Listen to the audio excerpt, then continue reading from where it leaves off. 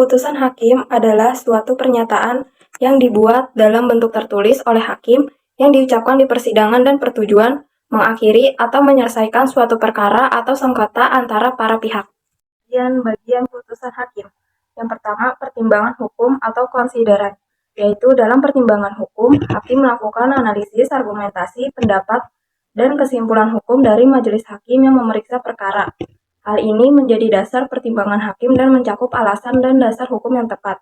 Yang kedua, amar putusan. Amar putusan hakim berisi tentang hal-hal seperti apakah terdakwa dinyatakan bersalah atau tidak, dan jika bersalah, apa hukumannya. Bagian ini memberikan penentuan keputusan hakim tentang perkara yang dihadapi. Tahap dalam membuat putusan hakim yaitu yang pertama, pertimbangan hukum dalam tahap ini.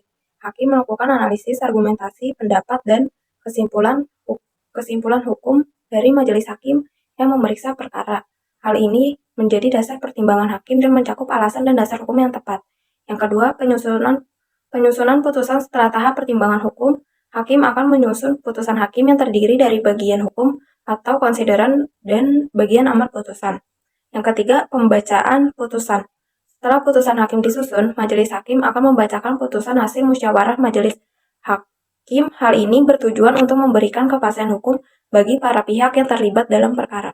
Dasar hukum dalam konteks keputusan hakim dapat ditemukan dalam berbagai undang-undang dan peraturan yang mengatur tentang kekuasaan kehakiman, seperti Undang-Undang Nomor 48 Tahun 2009 tentang kekuasaan kehakiman.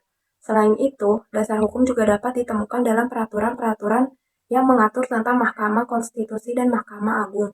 Dalam membuat putusan hakim harus mempertimbangkan dasar hukum yang berlaku dan memastikan bahwa putusan yang diambil berdasarkan hukum yang berlaku.